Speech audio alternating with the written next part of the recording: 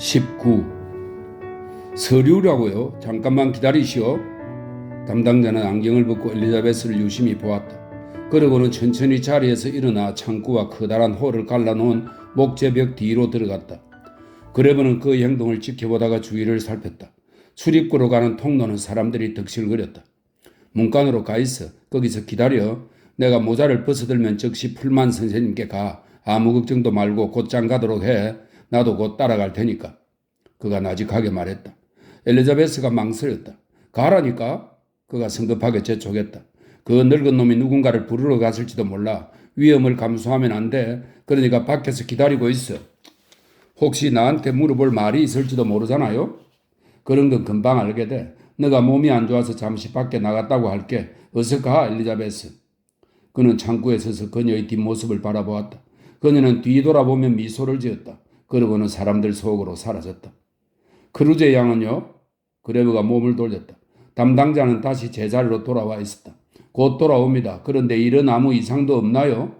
담당자가 고개를 끄덕였다. 언제 결혼할 겁니까? 가급적 빨리요. 시간이 별로 없었어요. 제 휴가가 거의 끝나가고 있거든요.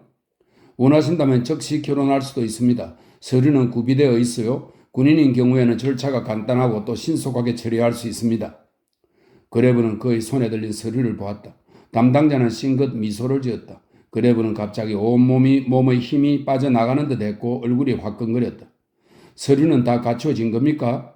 그는 그렇게 말하면서 땀을 닦으려고 모자를 벗었다. 모든 게 잘 되었어. 담당자가 화근했다. 그런데 크루제 양은 어디에? 그레브는 모자를 창구에 내려놓고 뒤돌아서서 엘리자베스를 찾았다. 홀은 사람들로 북적댔기 때문에 그녀의 모습은 보이지 않았다. 그 순간 그는 창구에 놓은 모자에 생각이 미쳤다. 모자가 두 사람 사이의 신호였는데 그것을 잊어버렸던 것이다. 잠깐만요. 금방 데려오겠습니다. 그가 급히 말했다. 그는 서둘러서 사람들 속으로 밀고 들어갔다. 어쩌면 거리에서 그녀를 데려올 수 있을지도 몰랐다. 그러나 출입구 밖으로 나가자 그녀는 문밖 기둥 뒤에 서서 말없이 기다리고 있었다. 다행이야. 여기 있었군. 모든 게 잘 됐다고 엘리자베스. 그들은 창구로 돌아왔다. 담당자는 그녀에게 서류를 넘겨주었다. 보건위원이신 크루제 씨의 따님이 맞죠? 예. 그레브는 호흡을 멈추었다. 당신 아버님을 알고 있습니다. 담당자가 말했다. 엘리자베스가 그를 쳐다보았다. 제 아버지 소식을 들으신 게 있나요? 그런 건 없어. 당신도 아무것도 못 들었나요? 예. 담당자가 안경을 내려놓았다. 근시의 파란 눈에 물기가 어려 있었다. 좋은 일이 있기를 바랍니다. 그가 엘리자베스에게 손을 내밀었다. 행운을 빕니다. 당신이 제출한 서류는 내가 직접 맡아 처리했어. 오늘이라도 결혼할 수 있어요. 당장 원한다면 내가 주선해 줄 수도 있고요. 당장해요. 그레브가 말했다. 오늘 낮에 하겠어요. 엘리자베스가 대답했다. 2시에도 괜찮을까요? 그렇게 되도록 준비하겠습니다. 장소는 시리박교 체육관입니다. 지금은 거기에 호적과가 있으니까요. 고맙습니다. 그들은 출입구에 서 있었다. 지금 당장 하면 안 돼? 그럼 아무런 방해도 받지 않을 텐데. 그레브가 물었다. 엘리자베스가 미소를 지었다. 준비하려면 시간이 좀 걸려요, 에런스트. 모르겠어요? 절반밖에 이해가 안 돼. 절반만 이해해도 충분해요. 1시 45분에 데리러 와요. 그레브가 망설이다 말했다. 정말 간단하게 끝났어.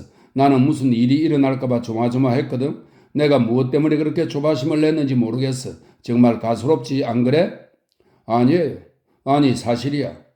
엘리자베스가 고개를 저었다. 아버지도 당신에게 경고하는 사람들을 보고 바보 같은 짓이라고 생각하셨어요? 우리 시대에 그런 일은 있을 수 없다면서 말이에요. 하지만 일은 벌어지고 말았어요. 우린 그저 운이 좋았을 뿐이죠. 그게 다예요, 에런스트. 몇몇 거리를 더 지나자 재단사의 작업장이 보였다. 캥거루처럼 보이는 사내가 그 안에 앉아서 군복을 깁고 있었다. 바지를 세탁할 수 있을까요? 그레브가 물었다. 사내가 그를 올려다 보았다. 여기는 재단하는 곳이지 세탁소가 아니요. 알고 있어요. 다리미질도 해야 하거든요. 당신이 입고 있는 거 말이요? 그렇습니다. 재단사가 무라 투덜거리고는 자리에서 일어났다. 그는 바지의 얼룩을 살펴보았다. 그레브가 말했다. 피가 아니라 올리브유요. 벤젠을 가지고 지울 수 있을 거요? 그렇게 잘 알면서 왜 직접 지우지 않는 거요? 이런 얼룩은 벤젠으로는 결코 지울 수 없어. 그럴 수도 당신이 더 잘 아실 테죠. 그동안에 좀 입을 옷이 없을까요?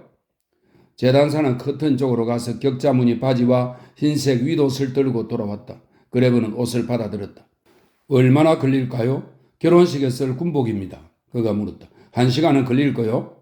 그레브는 옷을 갈아입었다. 그럼 1시간 후에 다시 오겠소. 캥거루는 미심쩍다는 듯이 그를 쳐다보았다. 캥거루는 그가 작업장에 물러 있기를 바랐던 것이다.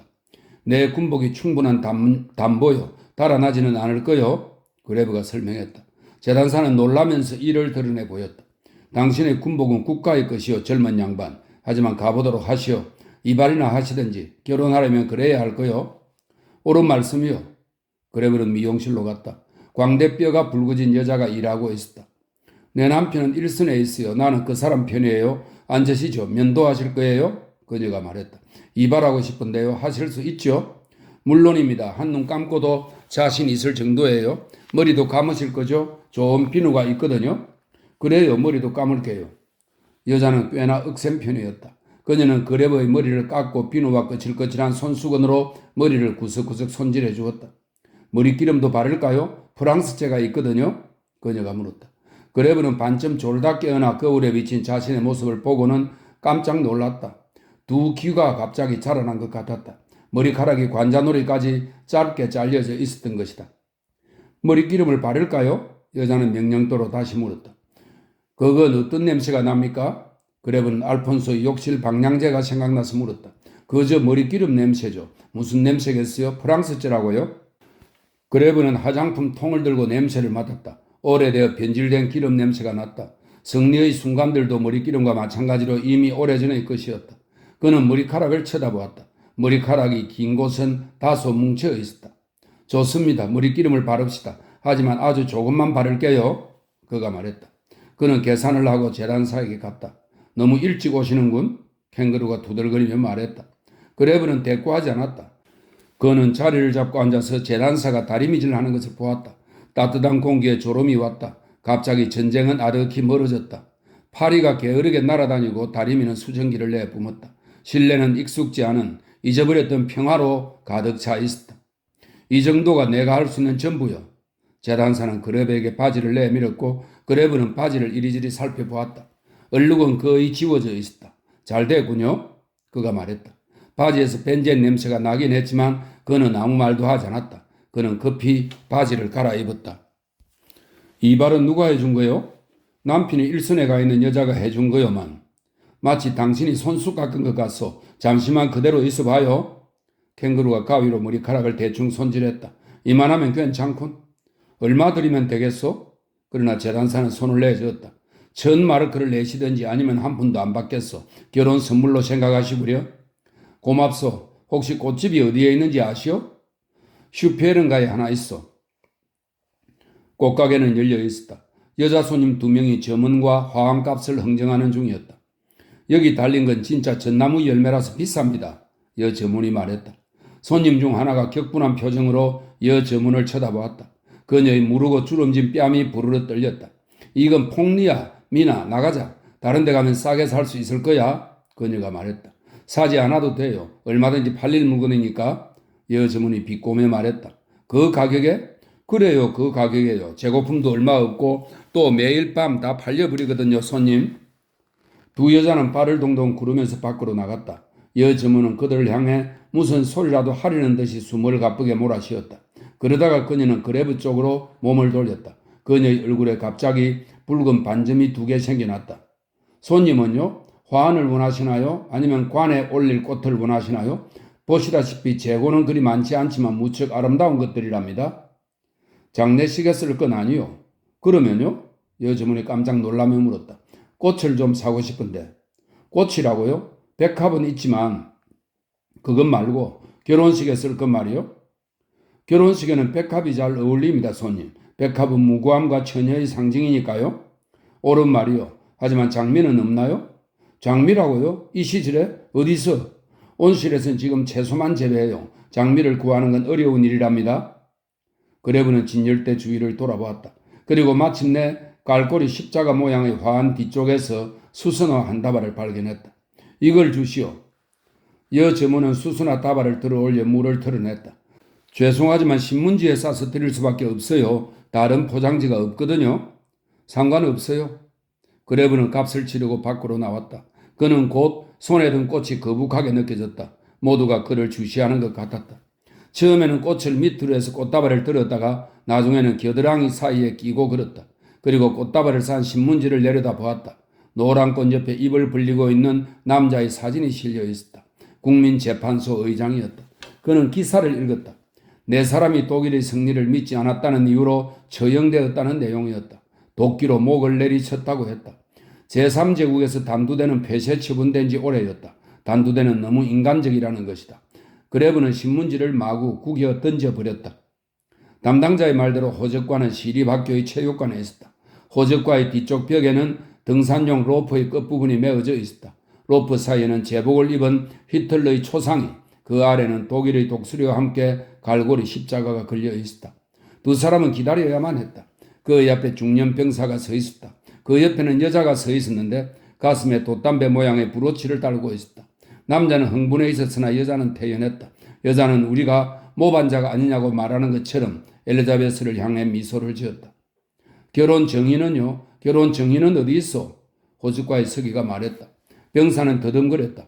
정인이 없었던 것이다. 전시 결혼이라 정인이 필요 없다고 생각했습니다. 마침내 그가 대답했다. 하지만 있는 게 낫지요. 형식은 갖추어야 하니까. 병사가 그레브를 돌아보았다. 좀 도와주실 수 있겠습니까? 당신과 여성분 서명만 하면 됩니다. 좋습니다. 그럼 당신들도 마찬가지로 서명해 주시죠. 저도 정인이 필요하다는 걸 몰랐습니다. 그런 걸 누가 생각했겠습니까? 국민으로서의 의무를 아는 사람이면 누구나 다 아는 것이요. 서기가 날선 목소리로 말했다. 병사들의 태만을 모욕으로 느끼는 것 같았다. 당신들은 총도 없이 전쟁터로 갑니까? 병사가 서기를 노려보았다. 그건 전혀 다른 얘기지 않소. 정의는 결코 무기가 아니오. 나도 그렇게 주장한 건 아니오. 비유일 뿐이지. 그건 그렇고 정의는 있습니까? 여기 있는 전우와 부인이 정인이요. 서기는 불쾌한 표정으로 그레브를 쳐다보았다. 문제를 그렇게 간단히 처리하는 게 마음에 들지 않는 모양이었다. 신분증이 있어? 그가 기대된다는 눈초리로 그레브에게 물었다. 물론입니다. 우리도 결혼을 할 거요. 서기가 무엇라고 투덜대면서 서류를 받아들었다. 그러고는 엘리자베스와 그레브의 이름을 호적부에 기입했다. 여기에 서명하시오. 네 사람이 모두 서명을 했다. 총통의 이름으로 축하드립니다. 서기는 병사와 병사의 아내에게 싸늘한 목소리로 선언했다. 그러고는 그레브에게로 고개를 돌렸다. 당신의 정의는? 여기요. 그레브가 두 사람을 가리켰다. 서기가 고개를 가로저었다. 둘 중 한 사람만 정인이 될 수 있어. 왜 그렇죠? 우리 두 사람은 정인으로 받아들이지 않았어? 당신들은 아직 독신이요. 하지만 저 두 사람은 이미 결혼한 부부입니다. 정인으로는 독립된 두 사람이 필요하단 말이요. 아내는 자격이 없어요. 그레브는 관리의 말이 사실인지 아니면 생터집을 잡는 것인지 판단이 서지 않았다. 혹시 정인이 되어줄 사람이 여기 없겠소? 다른 직원분이라도? 그가 물었다. 나는 그런 일을 하려고 여기 있는 게 아닙니다. 서기가 자신이 승리했다는 듯이 나지막한 목소리로 말했다. 당신들은 정인이 없으면 결혼할 수 없습니다. 그레브가 주위를 둘러보았다. 왜 그러십니까? 그들에게로 가까이 다가와 귀를 기울이고 있던 중년의 남자가 물었다. 결혼 정인이라고요? 나를 정인으로 하시오. 그가 엘리자베스 옆에 섰다. 서기는 싸늘한 눈초리로 그를 살폈다. 신분증 있어? 물론. 중년 남자가 대충 신분증을 꺼내 탁자 위에 던졌다. 그것을 확인한 서기는 벌떡 일어섰다. 하일 히틀러 진위대 대장님. 하일 히틀러. 진위대 연대장이 무뚝뚝하게 대답했다. 이제 그런 연극은 그만둬 알겠나? 병사에게 그런 태도를 보이는 이유가 뭔가? 알겠습니다 대장님. 죄송하지만 여기에 서명 좀 해주시겠습니까? 그레브는 친위대 연대장인 힐데브란트가 자신의 두 번째 결혼 정인이 되었음을 알았다. 첫 번째 정인은 공병인 클로츠였다. 힐데브란트는 엘리자베스와 그레브에게 악수를 청했고 클로츠 부부와도 악수를 나누었다. 서기는 교수형 집행을 위한 것처럼 보이는 등산 로프 뒤쪽에서 나의 투쟁 두건을 꺼냈다. 국가의 선물입니다. 그는 뜰뜰한 표정으로 말하면서 힐데브란트의 뒷모습을 지켜보았다. 사복을 입고 있으니 알아볼 수가 있나? 두 부부는 가죽으로 만든 장애물 경기용 말과 평행봉 옆을 지나 출구로 갔다. 언제 출발해야 합니까? 그레브가 공병에게 물었다. 내일입니다. 클로츠가 눈을 움찔하며 대답했다. 전부터 결혼하려고 했지요. 무엇 때문에 국가에 헌납하겠습니까? 내가 전사하더라도 최소한 마리에 대한 걱정만은 덜 수 있는데 말입니다. 그렇지 않습니까? 저도 그렇게 생각합니다. 클로츠가 배낭을 내려 끈을 풀었다. 덕분에 결혼식을 무사히 치렀습니다, 친구. 여기 체르벨라트 소시지가 있으니 맛이라도 보십시오. 사양은 마십시오. 난 시골 출신이라 이런 건 얼마든지 있습니다. 실은 서기에게 줄 생각이었습니다만 저런 야비한 녀석에게 주기는 싫었지요. 절대로 그럴 필요는 없어요. 그레브가 소시지를 받았다. 대신에 이 책을 받아주십시오. 결혼 선물로 드릴 게 이것밖에 없습니다. 하지만 친구, 그건 나도 한 권 받았습니다. 상관없습니다. 두 권 가지면 어떻습니까? 한 권은 부인께 들으십시오. 클로츠는 나의 투쟁을 떨고 이리저리 살폈다. 장정이 아름답군요. 정말로 주시는 겁니까? 그가 말했다. 제겐 필요 없습니다. 우리 집엔 은박을 두른 가죽 장정책이 있으니까요. 그건 또 색다르겠군요. 그럼 잘 지내십시오. 잘 지내십시오. 그레브는 엘리자베스의 뒤를 따라갔다. 난 알폰스 빈딩에게 아무것도 알리지 않았어. 그 녀석을 결혼 정인으로 세우고 싶진 않았거든. 우리 이름 옆에 돌격대장의 이름을 나란히 올리고 싶지는 않았지. 그런데 그 대신에 친위대 연대장이 정인이 되었군. 그것도 좋은 의도로 말이야. 그가 말했다. 엘리자베스가 웃었다. 대신에 당신은 위대한 영도자의 성서를 체르벨라트 소시지와 교환했어요. 균형을 맞춘 셈이죠. 그들은 마르크트가를 가로질렀다. 두 발만 남아있는 비스마르크의 석상은 똑바로 놓여 있었다. 그리고 마리아 교회 위로는 비둘기들이 날개를 푸드득거리며 날아다녔다. 그레브는 엘리자베스를 물끄러미 바라보며 나는 정말 행복한 거라고 생각했다. 그러나 생각한 만큼 그렇게 행복이 와닿지는 않았다. 그들은 교회 숲속의 빈터에 누워 있었다. 나무가지 사이로 보랏빛 안개가 걸려 있었다. 빈터의 가장자리에는 앵초꽃과 제비꽃이 피어 있었다. 미풍이 불어왔다. 엘리자베스가 갑자기 몸을 일으켰다. 저기 보이는 게 뭘까요? 마치 마법에 걸린 숲 같아요. 아니면 내가 꿈을 꾸고 있는 걸까요? 나무들이 은빛으로 가득해요. 보이죠? 그레브가 고개를 끄덕였다. 금속 실 같아 보여? 그게 뭐죠? 은박지일 거야. 아니면 아주 얇은 알루미늄을 가늘게 잘라놓은 것들이야. 초콜릿을 싸는 은종이 같은 거지? 그렇군요. 숲이 온통 그걸로 덮여 있어요. 왜 그런 걸까요? 비행기가 다발로 뿌린 거야. 무슨 통신을 방해하려고 말이야. 그러면 비행기가 어디 있는지 위치를 알 수 없게 되거든. 대충 그런 거야. 잘게 자른 은박지들은 공중에서 빙빙 돌고 날아다니면서 전파를 방해하거나 교란시켜. 겨우 그런 거예요? 크리스마스 트리로 가득한 숲처럼 보였는데, 그런데 또 전쟁과 관련이 있다니. 겨우 전쟁에서 벗어났다고 생각했는데. 그들은 숲 쪽을 바라보았다. 숲속 빈터의 나무에는 나무 가지마다 은박지가 걸려 반짝거리며 바람에 나부꼈다. 태양이 거대한 구름을 뚫고 비치면서 세상을 온통 반짝반짝 빛나는 동화로 바꾸었다. 급작스러운 죽음과 파괴, 그리고 그에 이어 날카로운 울부짖음을 불러일으키며 쏟아져 내렸던 은박지들이 이제는 아무 소리 없이 반짝이며 나무가지에 걸려 있었다. 그것들은 그저 은박이고 가물거리는 빛이며 어린 시절의 이야기와 평화의 축제를 떠오르게 하는 추억일 뿐이었다. 엘리자베스가 그레브에게 몸을 기댔다. 우리 저 숲을 그저 보이는 대로 생각하기로 해요. 그 의미가 아니라. 좋아. 그레브는 외투 주머니에서 풀만이 준 책을 꺼냈다. 우린 신혼여행은 갈 수 없어, 엘리자베스. 하지만 풀만이 내게 이걸 주어서 스위스의 풍경이 들어있는 그림책이야. 언젠가 전쟁이 끝나면 그곳으로 가서 못다한 꿈을 이루는 거야. 스위스, 밤에도 불이 환한 거 말이죠. 그레브가 책을 펼쳤다. 스위스도 지금은 어두워. 병령에서 들었는데 우리 정부가 등화 관제를 하라고 최후 통첩을 보낸 모양이야. 스위스도 어쩔 수 없이 따랐겠지. 왜 그럴까요? 아군기만 스위스 상공을 통과한다면 상관없겠지. 그러나 지금은 적기도 그곳을 통과해서 독일로 오고 있거든. 폭탄을 가득 싣고 말이야. 도시가 불을 밝히고 있으면 비행기들이 쉽게 위치를 찾게 되지. 바로 그 때문이야. 그렇다면 스위스로 가는 것도 틀렸군요. 그래. 하지만 한 가지만은 분명해. 언젠가 전쟁이 끝나서 스위스로 가면 그곳의 모든 것은 이 그림들과 똑같을 거야. 이탈리아나 프랑스나 영국의 그림책이라면 결코 그럴 수가 없어. 독일의 그림책도 그럴 거예요. 독일의 그림책도 더 이상은 그렇지 않아. 그들은 책을 넘겼다. 산뿐이군요. 스위스에는 산 말고는 없나요? 따뜻한 곳도 남쪽도 없나요? 엘리자베스가 물었다. 물론 있지. 여기가 이탈리아와 가까운 스위스야. 로카르노. 여기서 대규모 평화회담이 열렸죠. 다시는 전쟁을 일으키지 않겠다고 결의했던 곳이죠. 그랬을 거야. 하지만 그것도 오래가지 않았어요.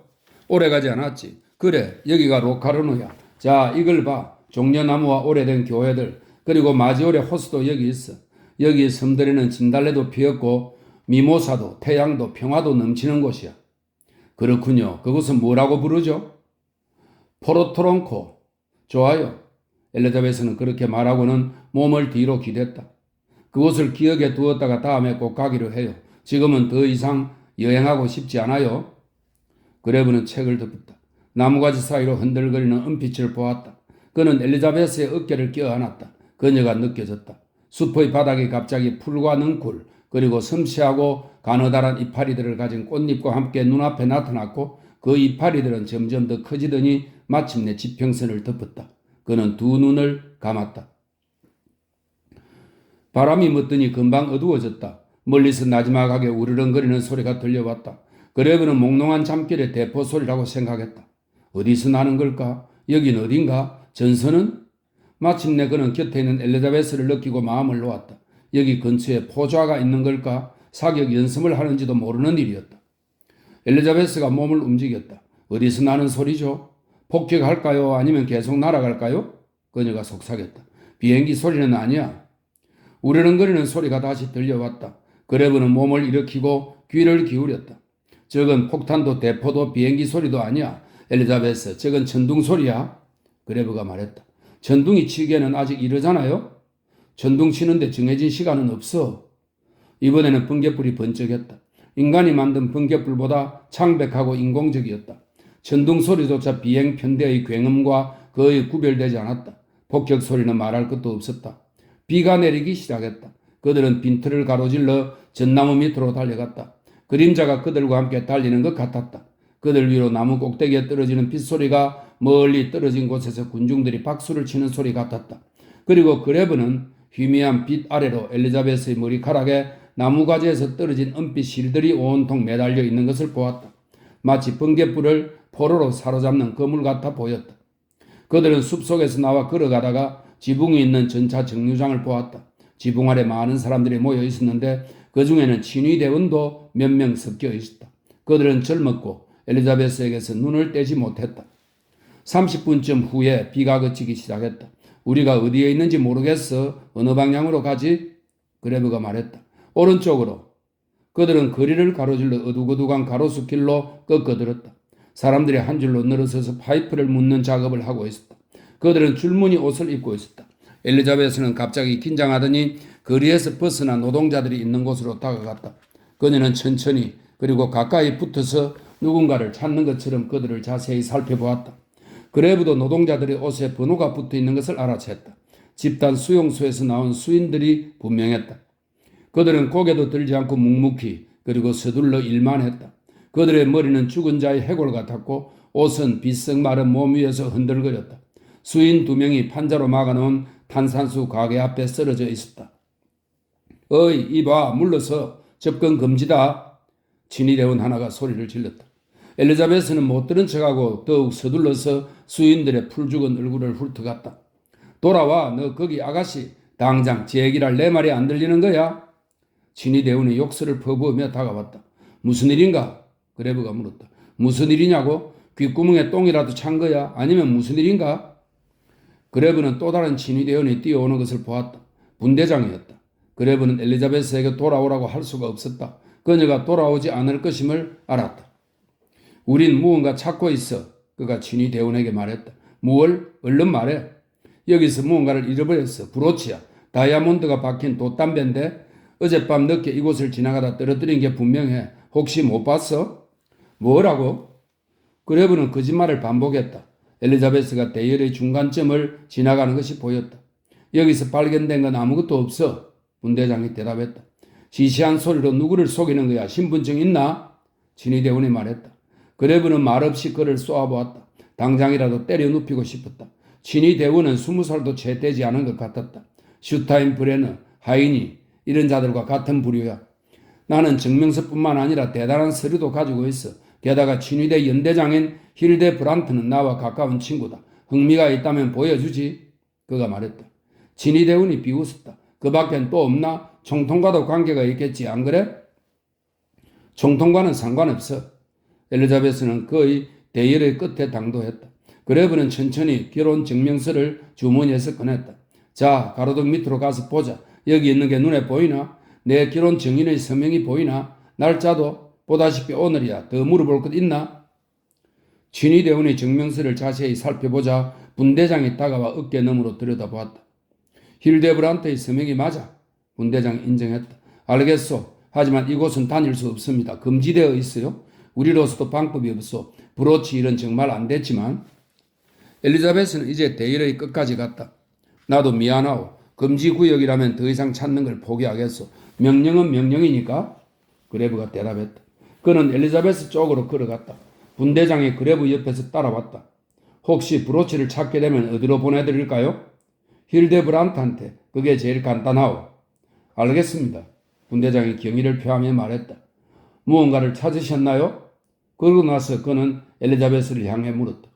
그녀는 방금 잠에서 깨어난 것처럼 멍한 시선으로 그를 바라보았다. 여기서 잃어버린 브로치에 대해서 분대장님에게 얘기했어. 만일 찾게 되면 힐데브란트에게 전해주시겠대? 그레브가 급히 말했다. 고맙습니다. 엘리자베스가 깜짝 놀라며 대답했다. 분대장은 그녀의 얼굴을 쳐다보며 고개를 끄덕였다. 우리를 믿으십시오. 우리 친위대 대원은 모두 신사입니다. 엘리자베스가 수인 쪽을 쳐다보았고 분대장은 그것을 알아차렸다. 만일 저 돼지들 중에 하나가 감추었다면 틀림없이 찾아내겠습니다. 분대장이 정중하게 말했다. 놈들이 녹초가 될 때까지 조사해 보겠습니다. 엘리자베스가 움찔했다. 여기서 떨어뜨렸는지 확실하지 않아요. 어쩌면 저 위에 숲속에서 잃어버렸는지도 모르고요. 그래요. 거기서 잃어버린 것 같아요. 분대장이 씩 웃었다. 그녀는 얼굴을 붉혔다. 아마도 숲속인 것 같아요. 그녀는 다시 한번 반복했다. 분대장이 더 환한 얼굴로 씩 웃었다.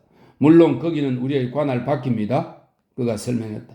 그레브는 고개를 푹 숙이고 있는 뼈만 앙상한 수인 바로 곁에 서 있었다. 그는 주머니에 손을 넣어 담배 한 갑을 꺼내어 수인 곁에 떨어뜨리고는 몸을 돌렸다. 고맙습니다. 내일 숲속을 찾아보도록 하겠습니다. 혹시 거기 있을지도 모르니까요. 그가 분대장에게 말했다. 고마워할 것 없습니다. 하일 히틀러. 그리고 진심으로 결혼을 축하합니다. 고맙소. 그들은 수인들이 보이지 않을 때까지 말없이 나란히 걸었다. 홍학무리처럼 진주족의 빛과 장밋빛으로 빛나는 한 줄기 구름이 맑게 갠 하늘을 가로질렀다. 다가가지 말았어야 해요. 이제야 알겠어요? 엘리자베스가 말했다. 아무 일도 아니야. 사람 일이란 게 그런 거지 뭐. 위험에서 벗어났다고 생각하는 순간 또 새로운 위험에 빠지는 거야. 그녀가 고개를 끄덕였다. 당신은 브로치로 우리를 구했어요. 힐데브란트도 써먹었고 당신은 정말 뛰어난 거짓말쟁이군요. 그건 우리가 10년 동안 완벽에 가깝도록 배운 거야. 이제 집으로 돌아가자. 나는 이제 너희 집으로 옮길 수 있는 완전하고 또 문서화된 권리를 가지고 있어. 난 병령에서 잘 권리를 잃었고 오늘 오후엔 알폰소의 집에서도 나왔어. 그러니 이제 집으로 가고 싶어. 아주 사치스럽게 침대에 누워 빈둥거릴 작정이야. 넌 내일 아침 일찍 가족이 먹을 빵을 벌기 위해 직장으로 달려가고 말이야. 내일은 공장에 안 나가도 돼요. 이틀 동안 휴가거든요. 그 말을 이제 하는 거야? 내일 아침까지 말하지 않을 작정이었어요. 그레브가 고개를 가로젓다. 사람 놀라게 하지 마. 그럴 시간도 없어. 1분이라도 아껴 즐겨야 해. 이제 곧장 시작하는 거야. 아침 식사는 충분해? 충분해요. 좋아. 내일 아침은 요란한 식사를 하자. 원한다면 호헨프리트베르크 행진곡을 틀어놓고 말이야. 그리고 리즈 부인이 도덕적인 이유로 분기탱천한다면 그 밀고자인 낯짝 앞에 결혼 증명서를 내밀어 실망하는 꼴도 감상해야지. 우리의 결혼 정인 친위대 연대장의 서명을 본다면 눈이 얼마나 동그래질까? 엘리자베스가 미소를 지었다. 그렇게 심술을 부리진 않을 거예요. 그저께 당신이 놓고 간 설탕을 전해주면서 당신이 훌륭한 남자라고 갑자기 칭찬하던걸요? 도대체 왜 이렇게 돌변했는지 누가 알겠어요? 당신은 알겠어요? 나도 모르겠어. 매수된 거겠지? 우리가 지난 10년 동안 완벽에 가깝도록 배운 두 번째가 바로 그거야. 20. 정오에 공습이 있었다. 흐리고 습기가 가득하면서도 온화한 날이었다. 구름이 잔뜩 끼었고 폭발의 화염은 구름 쪽으로 내던져졌다. 마치 돼지가 보이지 않는 적을 향하여 화염을 내 던지는 것 같았다. 자신의 무기로 적을 화재와 파괴의 소용돌이 속으로 끌어내리는 것 같았다. 마침 점심시간이었고 거리는 몹시 붐볐다. 그레브는 공습 경비원으로부터 가장 가까운 곳에 있는 방공호에 들어가도록 지시를 받았다. 처음에는 단순한 경보라고 생각했는데 첫 폭발음을 듣는 순간 그는 사람들 사이로 비집고 나와 출입구 가까이로 향했다. 사람들을 들이기 위해 문이 열리는 순간 그레브는 쏜살같이 밖으로 뛰쳐나갔다. 돌아가. 아무도 거리에 있으면 안 돼. 공습 경비원만 빼고. 공습 경비원이 밖에서 소리를 질렀다. 나도 공습 경비원이다. 그는 공장에 있는 쪽으로 달렸다. 엘리자베스를 만날 수 있을지는 몰랐다. 하지만 폭격이 벌어지면 공장이 주요 목표가 된다는 것을 알고 있었기 때문에 가만히 있을 수는 없었다. 길 모퉁이를 돌았다. 그때 거리의 끝에서 집 한 채가 천천히 공중으로 솟아올랐다. 그러고는 공중에서 산산조각이 났고 자네들은 흩어져 소리도 없이 불밭으로 떨어졌다. 그레브는 두 팔로 귀를 막은 채 도랑 속에 누웠다. 두 번째 폭발의 공기압이 마치 거인의 손처럼 그를 집어들어 몇 미터 내동댕이 쳤다. 돌 조각이 그의 주위로 비처럼 쏟아졌다. 미친 듯한 소용돌이 속에서 소리 없이 떨어져 내렸다. 그는 자리에서 일어나 비틀거리며 세차게 고개를 흔들고 귀를 잡아당겼다. 그리고 정신을 차리려고 다시 이마를 두들겼다. 거리는 순식간에 폭풍우 같은 불꽃에 휩싸였다. 그는 앞으로 나아가지 못하고 몸을 돌렸다. 사람들이 공포에 찬 시선으로 입을 딱 벌린 채 그가 있는 쪽으로 몰려왔다. 그들은 비명을 질렀지만 그는 비명 소리를 들을 수 없었다. 그들 모두 귀 먹고 입 막혀 내쫓긴 사람들처럼 그의 옆을 지나쳐갔다. 그 뒤로 의족을 한 사내가 커다란 뻐꾹시계를 질질 끌면서 따라갔다. 세프트 한 마리도 머리를 수그린 채 사내의 뒤를 따랐다. 어떤 집의 모퉁이에 5살가량 보이는 여자아이가 서 있었다. 아이는 갓난애를 가슴에 꼭 껴안고 있었다. 그레브가 그 자리에 멈추어 섰다. 가까운 방공으로 돌아가 부모님은 어디 가셨어? 왜 혼자 여기 있는 거니? 그가 소리를 질렀다. 아이는 고개를 들지 않았다. 머리를 숙인 채 벽에 몸을 기대고 있었다. 그레브는 갑자기 공습 경비원이 자신을 향해 무언가 들리지도 않게 소리를 지르는 것을 알아차렸다. 그레브도 소리를 질렀지만 자신에게도 들리지 않았다. 공습 경비원은 다시 들리지도 않게 소리를 질렀고 몸짓을 했다. 그레브는 거절의 손짓을 하면서 두 아이를 가리켰다. 유령이 무언가를 하는 것처럼 보였다. 공습 경비원은 한쪽 손으로 그를 제지하면서 다른 손으로는 아이들을 잡으려고 했다. 그레브는 그의 손길을 뿌리쳤다. 그 순간 우레 같은 소리가 들렸다. 그레브는 갑자기 무중력 상태로 빠져들어 하늘로 무한정 뛰어오르는 것 같았다. 그러나 그 다음 순간 자신이 물렁물렁한 납덩이가 되고 거대한 망치가 그를 납작하게 내려친 것 같은 느낌이었다. 문이 활짝 열린 옷장이 마치 선사시대의 육중한 새처럼 그의 머리 위를 스치고 지나갔다. 강력한 회오리 바람이 그를 사로잡아 빙빙 돌렸다. 바닥에서 치솟은 화염은 눈부신 황색 빛이 되어 하늘을 가렸으며 환한 백색으로 타오르다가 마치 구름 조각인 양 아래로 추락했다. 그레브는 화염을 잔뜩 마셨고 폐는 불타는 것 같았다. 그는 길바닥에 쓰러져 두 팔로 머리를 감싸고 숨을 멈추었다. 이윽고 머리가 터질 것 같아 고개를 들었다. 눈물과 타오르는 불길을 통해 천천히 하나의 모습이 헤엄치다가 일그러졌고 다시 굳어졌다. 부서지고 얼룩진 담벼락이 계단 위로 쏟아졌고 5살 소녀의 몸뚱이에는 산산조각난 청개 조각들이 박혔다. 짧은 스코틀랜드식 치마는 위로 벗겨졌고 두 다리는 벌려져 속살을 드러내었으며 두 팔은 십자가형을 당한 것처럼 펼쳐졌다. 철제 격자가 소녀의 가슴을 꿰뚫었는데 격자 꼭지가 등 뒤로 불쑥 솟아나 있었다. 그리고 그 옆으로 공습 경보원의 몸뚱이가 머리도 없이 살아있을 때보다는 관절이 더 많아진 채로 쭉 늘어져 있었다. 조금씩 솟구쳐 올랐던 피들은 서로 합쳐져 흘렀다. 두 다리가 어깨 위에 있어서 마치 죽은 뱀 인간 같았다. 갓난애는 보이지 않았다. 아무도 폭풍 속에 어디론가 내동댕이 쳐졌을 것이다. 그리고 그 폭풍은 다시 돌아와 소용돌이 치고 불꽃을 쏟아내면서 뜨겁게 활활 타올랐다. 그레브는 옆에 있는 누군가가 소리를 지르는 것을 들었다. 18놈들, 저주받을 놈들. 그러고는 하늘을 멍하니 쳐다보다 다시 주위를 둘러보았다. 그리고 그렇게 소리치는 사람이 바로 자신이라는 것을 깨달았다. 그는 벌떡 일어나 달리기 시작했다. 공장에 있는 광장까지 어떻게 달려왔는지 몰랐다. 공장은 피해를 입지 않은 것 같았다. 다만 공장 오른편에 새로 폭탄 구덩이가 하나 생겨 있었다. 공장의 공습 경비원이 그를 가로막았다. 내 아내가 여기 있어. 들어가게 해줘.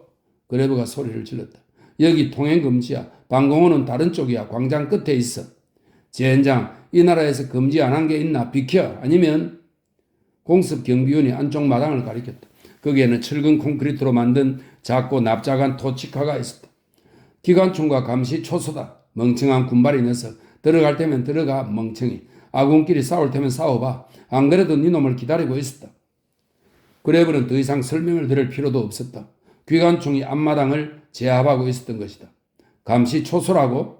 그가 격분해서 말했다. 어디 쓰려고? 다음엔 변소에도 초소를 배치해라. 안에 죄수라도 가두어 두었단 말인가? 빌어먹을 군용 외투 공장에서 뭘 감시한단 말이야? 너희 생각보단 더 어마어마하지. 공습 경비원이 가소롭다는 듯이 말했다. 여기서 군용 외투만 만드는 건 아니야. 여자들만 있는 것도 아니고 군수 공장에는 집단 수용소 죄수들이 수백 명이나 일하고 있어. 이제 알겠나? 일선내송이. 알았어. 그럼 여기 방공호들은 어때? 방공호는 나하고 상관없어. 난 밖에서 근무해. 시내에 있는 마누라에게 무슨 일이 있는지도 모르고 있어. 방공호는 안전한가? 물론 공장에서 필요한 인원들이거든. 자, 이제 꺼져버려. 누구도 거리에 있어서는 안 돼. 저기 있는 사람들이 벌써 낌새를 차렸어. 사보타주를 벌이는지 감시하는 거야. 폭격은 잦아들었지만 고사포는 계속 발사되고 있었다. 그레브는 옆길을 통해 광장으로 되돌아갔다. 그는 가까운 방공호로 가지 않고 광장 한쪽 끝에 새로 생긴 폭탄 구덩이 속으로 들어갔다. 구덩이는 악취로 질식할 것만 같았다. 그는 가장자리로 기어 나와 거기 누워서 공장을 노려보았다. 그레브는 생각했다. 여기서의 전쟁은 또 달라. 일선에서는 각자가 자신만 보살피면 돼. 같은 중대의 형제라도 있다면 그만큼 신경을 쓰면 되고. 하지만 여기서는 누구든지 가족이 있어. 그리고 누가 총에 맞을지도 몰라. 누구든 같이 당하는 거야. 그러니 곱, 세곱, 아니 10곱으로 힘든 전쟁이야. 그는 5살짜리 여자애의 시체가 떠올랐다. 자신이 보았던 수많은 시체들, 그리고 부모님과 엘리자베스도 떠올랐다. 벼랑간에 이 모든 것을 빚어낸 인간들에 대해 발작과도 같은 정오심이 일었다. 조국의 경계선에 머무는 그런 정오심이 아니었으며 신중함이라든지 정의와는 아무 상관없는 정오심이었다. 비가 내리기 시작했다. 은빛 빗방울이 유린당해 악취를 풍기는 공기 속으로 눈물처럼 떨어졌다. 빗방울들은 다시 튀어올랐고 사방을 대지를 어둡게 물들였다. 그때 또 다른 폭격기 편대가 나타났다. 마치 누군가가 가슴을 갈기갈기 찢는 것 같았다. 우레 같은 굉음이 금속성 발광을 일으키는가 하더니 공장의 일부가 부채꼴처럼 펼쳐진 불꽃 앞에서 검은색이 되어 공중으로 치솟아 올랐다가 산산이 흩어졌다.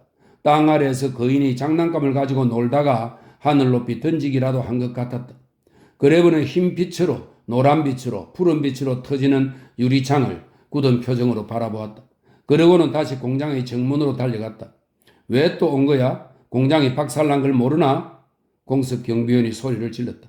알아. 어디야? 어느 쪽이야? 혹시 외투부 쪽이 아닌가? 외투부라고? 멍청이. 외투부는 훨씬 뒤쪽이야. 그래? 내 아내는? 이런, 네 아내고 나발이고 모두 다 방공으로 피신했어. 여긴 부상자와 시체만 남아있어. 방해하지 말고 빨리 가. 모두 방공으로 피했다면서 어째서 사상자가 생긴 건가? 그건 다른 것들이야, 멍청이. 집단 수용소에서 온 것들이라고? 그들은 방공호에도 들어갈 수 없어. 그건 분명해. 그것들을 위해 특별 방공호라도 만들어야 한다고 생각하는 거야? 아니, 나도 그렇게 생각하지는 않아. 그레브가 말했다. 그럼 됐어. 마침 내 정신이 돌아왔군. 그럼 썩 꺼져. 고참병이 그렇게 신경이 약했어야 되겠나? 그리고 폭격은 이미 지나갔어. 완전히 끝났을 거야. 그레브는 고개를 들어 하늘을 쳐다보았다. 고사포만 여전히 지저대고 있었다. 친구, 하나만 물어볼게. 하나만. 왜 투부가 무사한지 알고 싶어. 나를 들여보내주든지 아니면 자네가 알아봐 주게. 당신은 결혼도 안 했나?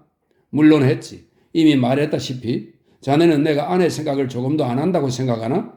그러니까 알아봐 주게. 그렇게 하면 당신 아내한테는 아무 일도 안 일어날 거야. 공습 경비원이 고개를 가로저으며 그레브를 쳐다보았다. 야, 머리가 동거냐? 아니면 너가 하나님이라도 되는 거야? 그는 별채로 들어갔다가 다시 나왔다. 전화를 해봤어. 왜 두 분은 무사해? 집단 수용소 죄수들만 직격탄을 맞았다는 건? 이제 돌아가게. 그런데 넌 결혼한 지 얼마나 된 거야? 5일째야. 공습 경비원이 갑자기 씩 웃었다. 왜 진작 그 말을 하지 않았어? 그렇다면 얘기가 다른데. 그레브는 발길을 돌리며 생각했다. 나는 나를 지탱해 줄 무언가를 가지려고 했어. 하지만 그것을 가지게 되면 그것이 오히려 나를 두 곱이나 고통스럽게 한다는 점은 몰랐던 거야. 이제 지나갔다. 시내는 화재와 죽음의 냄새로 가득했고 온통 불바다였다.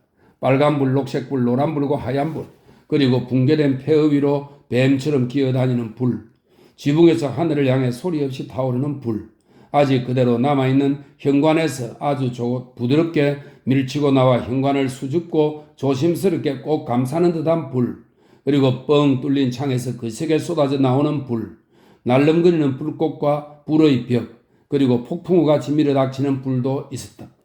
타오르는 시체도 타오르는 부상자도 있었다. 부상자들은 비명을 지르며 집 밖으로 뛰어나와 미친 듯이 맴돌고 달려가다가 곤두박질 쳤고 다시 기어가다가 쉰 목소리로 무언가 소리를 질렀다. 그리고 경련을 일으키고 숨이 가빠 그르렁거렸다. 살이 타는 냄새가 진동했다. 사람 횃불이다. 그레브 옆에 서 있던 남자가 말했다. 구할 수도 없어. 산채로 타버린 거야.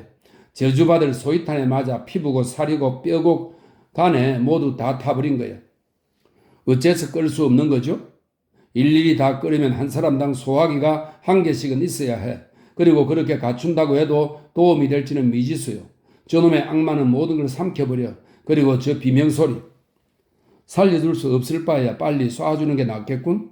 쏴봐. 그러면 교수형을 당하지. 미친 것처럼 마구 달릴 때 쏴보라고. 저렇게 달리면 더 불행해질 뿐이야. 그렇게 하면 저절로 횃불이 되거든. 바람을 일으키니까 말이야. 알겠어? 달리면 바람이 일어나고 그 바람이 불을 부채질하는 거야. 그러면 순식간에 온통 불에 휩싸이게 되지. 그레브가 그 남자를 물끄러미 쳐다봤다. 철모 밑으로 두 눈이 움푹 패여 있었고 이는 거의 다 빠지고 없었다. 그러면 움직이지 말고 가만히 서 있으란 말인가? 이론적으로 그렇게 하는 게 나아. 가만히 서 있거나 아니면 담요 같은 걸로 덮어서 불을 꺼야지. 하지만 누가 지금 여기서 모포를 구할 수 있겠나? 그리고 자기 몸에 불이 붙었는데 누가 가만히 서 있을 수 있겠나? 불가능하지? 그런데 대체 당신은 뭐야? 방공단인가? 말도 안 돼. 난 시체 운반대야. 물론 부상자도 발견하면 운반하지. 저기 마차가 오는군 드디어. 그레브는 폐허 사이로 흰말이 끄는 마차 한 대가 굴러오는 것을 보았다. 기다려 구스타프. 그레브와 얘기를 나누던 사내가 외쳤다. 여긴 더 이상 마차가 들어올 수 없어. 우리가 날라야 해. 들 것을 가져왔나? 2개야. 그레브는 사내의 뒤를 따라갔다. 담벼락 뒤에 시체가 뒹굴고 있었다. 그는 생각했다. 도살장 같다. 아니, 도살장보다 못해. 도살장은 더 질서정연하지. 동물들은 가지런하게 절단되고 피를 흘리고 내장이 제거돼. 하지만 여기서 인간들은 갈갈이 찢어지고 뭉개지고 해체되고 거슬려지고 구워져. 헝겊 조각들도 그대로 걸려있고 양모, 스웨터의 소매, 무늬가 있는 치마, 다리 한쪽만 남은 갈색 코드로의 바지, 검게 변색된 피투성이 가슴이 철사줄에 걸려있는 브래지어, 그리고 한쪽에는 어린애들의 시체가 한 무더기가 되어 널려져 있었다. 아이들은 튼튼하지 않은 방공호에 피신했다가 폭격을 맞은 것이다. 여기저기 흩어진 손과 발, 머리카락이 약간 붙어있는 짓뭉개진 머리들, 뒤틀린 다리들, 그리고 그 밑에는 책가방이 깔려있고 죽은 고양이 한 마리가 바구니에 담겨 있었다. 백반증 환자처럼 창백한 얼굴을 한 소녀는 상처도 없이 쭉 뻗어 있었는데 아직 혼이 들어오지 않아서 살아나기를 기다리고 있는 것 같았다. 그리고 그 앞에는 발 한쪽만 제외하고 아주 심하게는 아니지만 골고루 금괴 탄 시체 하나가 놓여 있었다. 시체는 남자인지 여자인지 구분할 수 없었다. 성기는 물론이고 가슴까지 불에 타버린 것이다. 다만 금반지 하나가 검게 쪼그라든 손가락에서 보란듯이 반짝거렸다. 눈동자도 타버렸어. 눈동자가. 누군가가 소리를 질렀다. 시체는 자꾸 쌓였다. 린다. 어떤 여자가 들것 뒤로 따라오면서 부르짖었다. 린다. 린다. 해가 구름 사이로 얼굴을 내밀었다. 비에 젖은 거리가 반짝거렸다. 쓰러지지 않은 나무들은 벌거벗은 채 녹색으로 빛났다. 비온 뒤의 햇빛은 신선하고 강렬했다. 절대로 용서할 수 없어. 그레브의 뒤에서 누군가가 말했다. 그레브가 몸을 돌렸다. 우아한 붉은색 모자를 쓴 여인이 아이들의 시체를 내려다보고 있었다. 절대로 이 세상에서도 저 세상에서도 절대로 용서할 수 없어. 그녀가 말했다. 순찰대가 다가왔다. 저리들 비켜. 여기 서 있으면 안 돼. 빨리들 가라고 빨리. 그레브는 발길 닿는 대로 걸었다. 그는 생각했다. 도대체 무엇을 용서할 수 없단 말인가? 이 전쟁이 끝나면 용서받을 것과 용서받지 못할 것은 얼마든지 많이 있을 것이다. 한 생애 동안은 다 정리하지도 못할 것이다. 그는 죽은 아이들을 지금보다 더 많이 보아왔다. 도처에서, 프랑스, 네덜란드, 폴란드, 러시아에서 죽은 아이들을 보아왔던 것이다. 그들 모두 그들을 위해 울어줄 어머니가 있었다. 독일의 어머니들, 아직도 울 수 있고 친위대에 의해 제거되지 않은 어머니들만 있는 것은 아니었다. 하지만 그는 무엇 때문에 이런 생각을 하는 것인가? 1시간 전만 해도 그는 18놈들 하면서 비행기들이 떠있는 하늘을 향해 소리치지 않았던가. 엘리자베스의 집은 직격탄을 맞지 않았다. 하지만 다음의 이웃집에 소위탄이 떨어졌고 바람에 불이 옮겨붙어 세 집 모두 지붕이 불타고 있었다. 문지기가 거리를 서성거렸다. 왜 아무도 불을 끄지 않는 거지? 그레브가 물었다. 문지기는 멀리 시내 쪽을 가리키면서 되물었다. 왜 아무도 불을 끄지 않는 거지? 물이 없는 건가? 물은 아직도 조금 있어. 하지만 수압이 약해. 질질 새는 정도야. 물줄기가 지붕까지 올라갈 수 없어.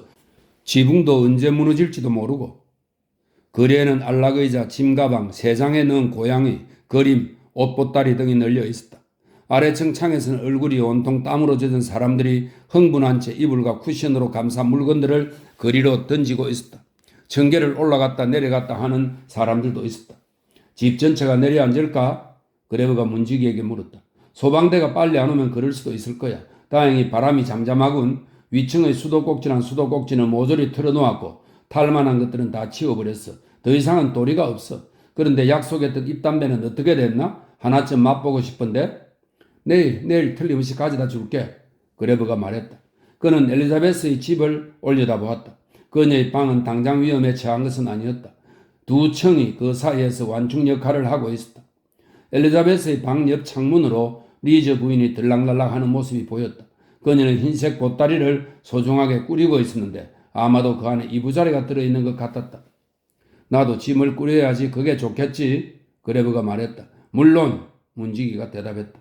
코안경을 걸친 남자가 굴린 무거운 짐 가방이 계단 위에 있었던 그레브의 정강이 뼈에 세차게 부딪혔다.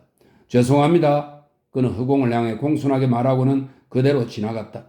출입문은 열려 있었다. 복도는 보따리로 가득했다. 리즈 부인이 입술을 깨물고 눈물을 흘리며 그레브 곁을 지나갔다. 그는 엘리자베스의 방으로 들어가서 문을 닫았다. 그는 창가의 안락의자에 앉아 주위를 둘러보았다. 실내에는 갑자기 바깥 세계와 격리된 기묘한 평화로움이 흘렀다. 그는 아무 생각도 없이 잠시 그대로 앉아 있었다. 그리고 나서 그는 짐 가방을 찾았다. 침대 밑에서 두 개를 찾아내고는 짐을 어떻게 꾸릴 것인가 생각했다. 우선 엘리자베스의 옷부터 챙기기 시작했다. 당장 입을 옷가지 몇 벌을 옷장에서 꺼내고 나서 서랍장을 열어 네이와 양말을 챙겼다. 그리고 신발 사이에 작은 편지 묶음을 넣었다. 그동안에도 밖에서는 부르는 소리와 소음이 끊이지 않았다. 밖을 내다보았다. 소방대는 없고 분주히 물건을 나르는 사람들만 보였다. 밍크 외투를 걸치고 작은 가방을 안은 여자가 건너편 파괴된 집 앞에 있는 붉은색 천 의자에 앉아있는 게 보였다. 아마도 가방 속에 소중한 보석이 들어있을 것이다. 그레브는 엘리자베스의 보석을 찾기 위해 서랍을 뒤졌다. 작은 장신구가 몇 개 보였다. 가느다란 금팔찌와 자수정이 박힌 오래된 브로치가 나왔다. 그는 금색 실로 된 옷도 챙겼다. 엘리자베스의 물건을 만지다니 아련한 연정이 마음속에서 일었다. 연정인 동시에 허락되지 않은 무언가를 감히 하고 있다는 가벼운 부끄러움이기도 했다. 그는 엘리자베스 아버지의 사진을 두 번째 짐 가방에 마지막으로 넣고 가방을 잠갔다. 그러고는 다시 안락의자에 앉아 주위를 둘러보았다. 실내에 다시 기묘한 평화가 감돌았다. 잠시 후 이부자리를 가져가야 한다는 생각이 들었다. 그는 리즈 부인이 했던 대로 이불과 베개들을 침대 시트에 넣어 말고는 양쪽 끝을 묶었다. 꾸러미를 바닥에 내려놓자 침대 뒤편에 있는 자신의 배낭이 보였다. 그동안 잊고 있었던 것이다. 배낭을 끄집어내는 순간 강철 철모가 바닥으로 떨어졌다.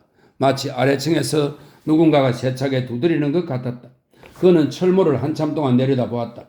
그러고는 문간에 쌓인 물건들 있는 데까지 발로 밀었다가 함께 아래로 옮겼다. 집들이 타면서 서서히 내려앉았다. 소방대는 오지 않았다. 집 몇 채는 아무것도 아니었다. 불타고 있는 공장들을 구하는 것이 급선무였다. 게다가 도시의 4분의 1이 화염에 휩싸여 있었다. 주민들은 물건들을 끄집어낼 수 있는 만큼 끄집어냈다. 하지만 그것을 가지고 어디로 가야 할지는 몰랐다. 짐을 운반할 수단도 없고 묵을 곳도 없었다. 불타고 있는 집 앞의 일정 구역은 거리와 차단되었다. 그리고 차단선 양편으로 짐이 산더미처럼 쌓여 있었다. 그레브는 플러시 소재로 된 안락의자, 가죽 소파, 의자, 침대와 요람을 보았다. 어떤 가족은 식탁과 의자 4개를 들고 나와 둘러앉아 있었다. 한쪽 구석을 차지하고서 마치 그곳이 자신들의 소유지인 양 사람들이 지나다니는 것을 막고 있는 일가족도 있었다.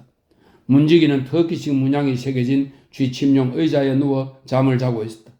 집의 담벼락 한쪽에는 리즈 부인의 커다란 히틀러 사진 하나가 기대어져 있었다. 그녀는 아이를 품에 안고 침대에 앉아 있었다. 그레브는 엘리자베스의 방에서 비드마이어풍 안락 의자를 가지고 나와 거기에 앉고 짐 가방과 배낭과 다른 물건들은 바로 곁에 두었다. 그는 피해를 입지 않은 집에 짐을 맡겨보려고 했다. 그러나 창문 뒤로 얼핏 얼굴이 보이는 두 집의 배를 눌러보았으나 아무 반응이 없었다. 다른 집에도 이미 짐이 가득 차 있어서 마찬가지였다. 마지막 집에서는 한 여자가 그를 향해 소리를 지렀다. 감히 그런 꾀를 내다니 그렇게 맡겨놓고 나중에 여기 눌러 앉으려는 거죠, 안 그래요? 그레브는 결국 포기하고 말았다. 그러나 자리로 돌아왔을 때 그는 빵과 생필품을 싸놓았던 꾸러미가 없어졌다는 것을 알아차렸다. 그는 나중에서야 식탁에 둘러앉아 있던 가족이 몰래 음식을 먹고 있는 것을 보았다. 그들은 고개를 돌린 채 음식을 삼키고 있었고 입가에는 부스러기가 남아있었다. 그러나 그 음식은 다른 사람에게 조금도 양보하고 싶지 않은 그들의 것일 수도 있었다. 그때 갑자기 엘리자베스가 눈에 들어왔다.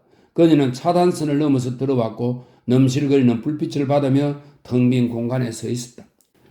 여기야 엘리자베스. 그가 소리를 지르며 벌떡 일어났다. 그녀도 뒤를 돌아다 보았으나 그레브를 금방 알아보지는 못했다. 그녀는 불을 배경으로 검은 물체처럼 서 있었고 오직 머리카락만이 붉게 빛났다. 여기야. 그는 다시 소리를 지르면서 손을 흔들었다. 그녀는 그에게로 달려왔다. 여기 있었군요. 다행스럽게도. 그는 그녀를 힘껏 껴안았다. 너를 데리러 공장으로 갈 수가 없었어. 너의 물건들을 지켜야 했어. 난 당신에게 무슨 일이 일어났을까봐 걱정했어요.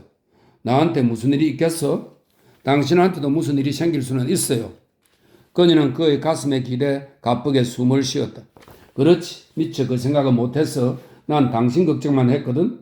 그가 놀란 듯이 말했다. 그녀는 위를 올려다보았다. 여기는 어떻게 된 거죠?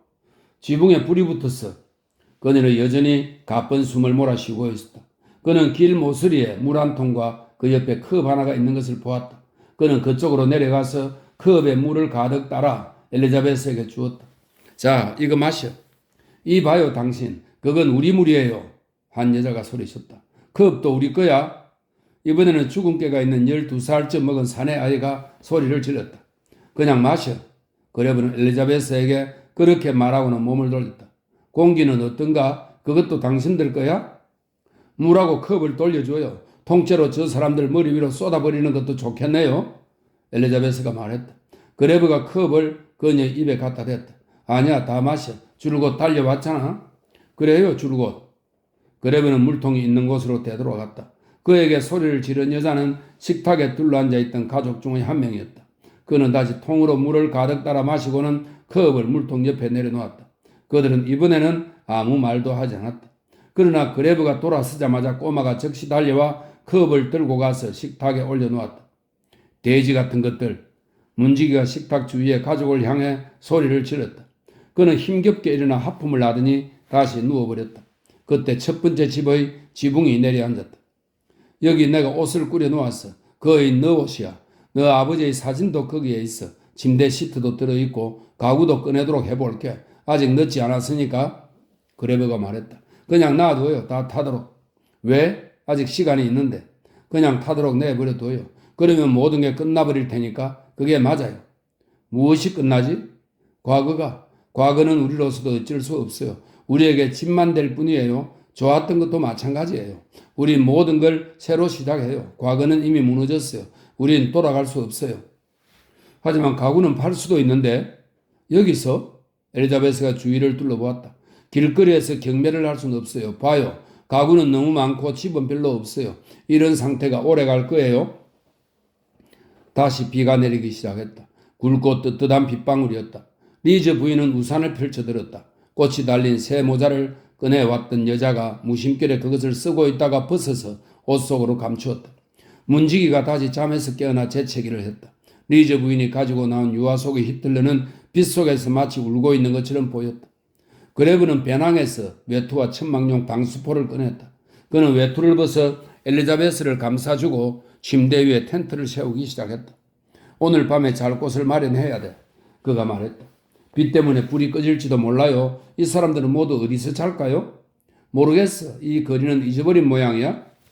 여기서도 잘 수 있어요. 침대도 있고 외투도 있고 천막도 있으니까요. 그럴 수 있을까? 피곤하면 어디서든 잘 수 있어요. 빈딩의 집에 빈 방이 있긴 해. 그리로 가긴 싫지? 엘리자베스가 고개를 저었다. 풀만 선생님 댁도 있어. 그분의 지하 납골당에 잠잘 곳이 있어. 며칠 전에 여쭈어 보았거든. 임시 숙박소는 틀림없이 꽉 찼을 거야. 그런 게 있다면 말이야. 그레브가 말했다. 조금 더 기다려봐요. 우리 층은 아직 타지 않았으니까. 엘리자베스는 군용 외투를 입고 빗속에 서 있었다. 그녀는 조금도 의기소침해하지 않았다. 마실 게 좀 있었으면 좋겠어요. 물 말고. 그녀가 말했다. 잊고 말고. 짐을 꾸리다가 책장 뒤에서 보드카를 발견했어. 잊고 있었던 거야? 그레브가 침대 시트를 풀었다. 술병은 이불 솜틀 속에 숨겨놓았고 그래서 도둑을 맞지 않았던 것이다. 그는 술잔도 끓여놓았다. 여기 있어. 다른 사람이 눈치채지 않도록 조심히 마셔야 해. 들켰다가는 리즈 부인이 국가적 불행을 비웃는다고 고발할 테니까 말이야. 다른 사람이 눈치채지 못하게 하려면 오히려 조심하지 말아야 해요. 난 경험으로 그걸 깨쳤어요. 엘리자베스는 잔을 받아들고 쭉 마셨다. 멋져요. 내가 원하던 거예요. 마치 야외 카페에 있는 것 같아요. 담배도 있죠? 전부 가지고 나왔어. 좋아요. 그럼 우린 필요한 걸 전부 갖춘 셈이군요. 가구를 몇 개 더 꺼낼까? 올라가지 못하게 하고 있어요. 그리고 가지고 와도 쓸 데가 없어요. 오늘 밤 우리가 잘 곳으로 가구를 가져갈 수는 없잖아요. 한 사람은 지키고 다른 사람은 숙소를 찾으면 돼. 엘리자베스는 고개를 흔들고는 잔에 남은 술을 비웠다. 지붕이 무너졌다. 벽이 흔들리는가 하더니 곧이어 위층의 바닥이 무너졌다. 그 집에 살던 사람들은 거리에서 비명을 질렀다. 커튼 밖으로 불꽃이 넘실거렸다. 우리 층은 아직 괜찮아. 그레브가 말했다. 오래 걸리지 않을 거요. 그의 뒤에서 한 사내가 말했다. 그레브는 뒤를 돌아다 보았다. 왜 그렇지요? 우리보다 당신들이 운이 좋다는 법은 없어. 젊은이, 난 저기서 23년이나 살았어. 그런데 지금 그게 불타고 있는 거야. 그러니 당신 집이 불타지 말란 법은 없는 거지. 그레브는 사내를 묵묵히 쳐다보았다. 야윈 대물이 사내였다. 저는 이런 건 우연의 문제일 뿐 도덕의 문제는 아니라고 봅니다. 정의의 문제지. 그게 무슨 말인지 안다면 잘은 모르겠습니다만 그건 제 탓이 아닙니다. 그레브가 씩 웃었다. 아직도 그런 걸 믿고 계신다면 힘든 인생을 사시는 겁니다. 보드카 한 잔 드릴까요? 화를 내는 것보다는 이게 더 도움이 될 겁니다. 고맙소. 하지만 술은 관두시오. 이제 당신 방이 무너지면 필요할 때니까. 그로브는 술병을 도로 내려놓았다. 우리 방이 무너지는지 내기하겠습니까? 뭐라고? 내기를 하겠느냐고요. 엘리자베스가 큰 소리로 웃었다. 대머리가 두 사람을 멍하게 바라보았다. 이 천박한 양반아, 내기를 하자고? 그리고 아가씨도 덩달아 웃어. 정말이지 말세야. 아가씨가 웃지 말란 법이 어디 있어요. 우는 것보다는 웃는 게 더 낫죠. 특히 둘 다 아무 소용이 없을 때 말입니다. 그레비가 말했다. 당신들은 기도나 하시오. 윗벽이 안쪽으로 무너져 내려앉기 시작했다. 윗벽은 그 층의 바닥을 뚫고 엘리자베스의 방 위로 떨어졌다. 리즈 부인은 우산으로 얼굴을 가리고 발작직으로 흐느끼기 시작했다. 식탁에 둘러앉은 가족들은 알코올 램프에 메가 커피를 끓이는 중이었다. 붉은색 안락 의자에 앉아있던 여자는 의자 등받이 위로 신문지를 펼쳐서 비를 막아버리고 애를 썼다. 요람 속의 아이도 소리를 질렀다. 우리의 2주간의 보금자리가 사라지고 있어. 정이다. 대머리가 만족해서 소리를 질렀다. 내기를 했으면 좋았을 걸 그랬네요. 당신이 이긴 게 틀림없으니까. 난 유물론자가 아니야, 젊은이. 그럼 왜 그렇게 집 때문에 소리를 질렀나요? 그건 내 집이었어. 자네는 그걸 이해 못해. 모릅니다. 당연하지만요. 독일 제국은 너무 일찍부터 나를 세계를 떠도는 방랑자로 만들었으니까요. 그걸 고맙게 생각해야 돼. 대머리가 입에 손을 갖다 대고는 꿀꺽 침을 삼켰다. 그건 그렇고 이제는 보드카 한 잔 얻어마실 수 있겠지? 이제는 드릴 수 없습니다. 대신에 기도나 하시지요. 리즈 부인의 방에서 불꽃이 튀었다. 책상이 타고 있어요. 밀고자의 책상 속에 뜬 것도 모두. 엘리자베스가 속삭였다. 원하는 바였어. 석유 한 방울을 거기 뿌려놓았지. 그런데 우린 이제 뭘 하나? 잘 곳을 찾아야 해요. 잘 곳이 없으면 거리에서 자요. 거리나 공원에서. 그레브는 하늘을 올려다보았다. 텐트로 비는 막을 수 있어. 하지만 다 막을 수는 없어. 지하 은신처 같은 데가 있으면 좋을 텐데 안락의자와 책은 어떻게 해야 할까? 여기 그대로 두기로 해요. 내일까지 그대로 있다면 그건 그때 결정하기로 하고. 그레브는 배낭을 주고 친구를 어깨에 둘러맸다. 엘리자베스는 짐 가방을 들었다. 이리 주어. 난 짐을 끌고 다니는데 익숙하니까. 다른 두 집의 위층이 우지직 소리를 내며 무너졌다. 불붙은 나무 조각들이 사방으로 튀었다. 리즈 부인이 날카롭게 비명을 지르면서 껑충 뛰어올랐다. 새빨갛게 달아오른 숯불이 밧줄로 차단된 거리를 넘어서 그녀의 얼굴에 명중한 것이다. 엘리자베스의 방에서도 화염이 솟구쳤다. 그리고 이어서 천장이 무너졌다. 이제 가요. 엘리자베스가 말했다. 그레브는 창을 올려다 보았다. 좋은 날이었어. 정말 최고의 날이었어. 이제 가자. 그가 말했다. 엘리자베스의 얼굴이 화염으로 붉게 빛났다. 그들은 안락의자 사이로 걸어갔다. 대부분의 사람들은 말없이 그리고 체념한 표정으로 앉아있었다. 어떤 사람은 옆에 책을 한 꾸러미에 쌓아놓고 읽고 있었다. 보도 위에는 중늙은이 두 명이 어깨를 나란히 한 채 앉아있었다. 그들은 망토를 걸치고 있었는데 마치 머리가 두 개 달린 가련한 박쥐와 같은 모습이었다. 어제까지만 해도 절대로 헤어질 수 없다고 믿었던 것들과 헤어지는 것이 얼마나 쉬운 일인지 정말 놀라워요. 엘리자베스가 말했다. 그레브는 다시 한번 주위를 둘러보았다. 컵을 가지고 달아났던 주근깨 꼬마가 어느새 그들의 비드마이어풍 안락의자를 차지하고 앉아있었다. 리즈 부인이 깡충깡충 뛰는 동안에 핸드백을 설정했어. 서류가 가득 들어있어. 불 속에 던져버려야지. 그러면 누군가가 집단 수용소로 끌려가는 것을 막을 수 있을지도 몰라. 그가 말했다. 엘리자베스가 고개를 끄덕였다. 그녀는 두 번 다시 뒤돌아보지 않았다. 그레브가 오랫동안 노크를 했다. 그러고는 문을 흔들어 보았다. 그러나 아무도 문을 열어주지 않아 엘리자베스가 있는 곳으로 돌아왔다. 풀만 선생님이 집에 안 계셔. 아니면 아무에게도 문을 열어주지 않으려고 하실 수도 있고 이제 여기 계시지 않는지도 몰라요. 다른데 어디서 살 수 있겠어? 가실 데가 없어. 지난 3시간 동안 봤잖아. 혹시. 그레브는 다시 문 앞으로 갔다.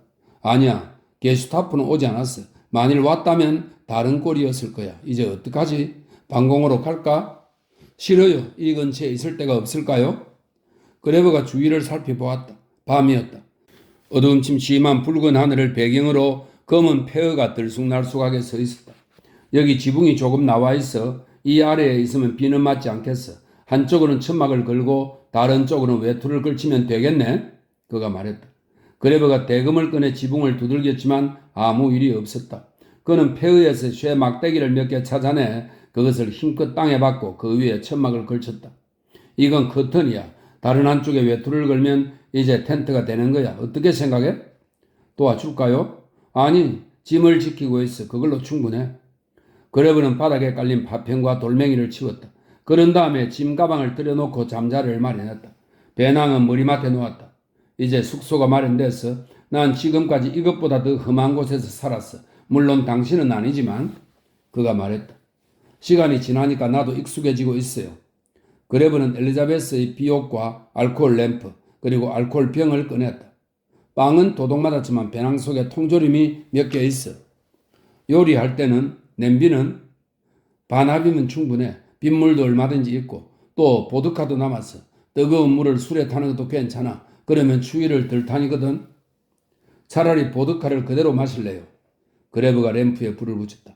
부르스름한 불빛이 텐트를 환하게 만들었다. 그는 콩 통조림을 땄다. 그리고 그것을 데워서 괴로운 정인 클로츠에게서 받은 소시지 남은 것과 함께 먹었다. 풀만 선생님을 더 기다려볼까? 아니면 잠을 잘까? 자고 싶어요. 피곤해요. 옷을 입은 채로 자야 해. 그럴 수 있어? 피곤해서 금방 잠들 거예요. 엘리자베스는 구두를 벗어서 도둑 맞지 않도록 배낭 앞에 놓았다. 그리고 양말은 말아서 주머니에 넣었다. 그레브는 그녀에게 모포를 덮어주었다. 어때? 호텔 같아요. 그는 엘리자베스 옆에 몸을 이었다. 집 때문에 슬프지 않아? 아니요. 처음 공습을 당한 이후로 각오하고 있었어요. 처음에는 슬펐지만 그 뒤로는 모든 시간이 선물이라는 생각이 들었어요. 그래, 맞아. 하지만 항상 그런 맑은 마음으로 살아가는 건 힘들지 않을까? 모르겠어요. 희망이 없다면 또 모르죠. 하지만 지금은 모든 게 달라요. 그녀가 그의 어깨에 기대 중얼거렸다. 그녀는 잠이 들었다. 천천히 그리고 조용히 숨을 쉬었다. 그레브는 잠시 동안 말똥말똥한 채로 누워있었다. 일선의 병사들이 이룰 수 없는 소망이라고 말한 것들 중의 하나가 바로 이것이 아니던가. 숙소, 침대, 여자, 그리고 고요한 밤.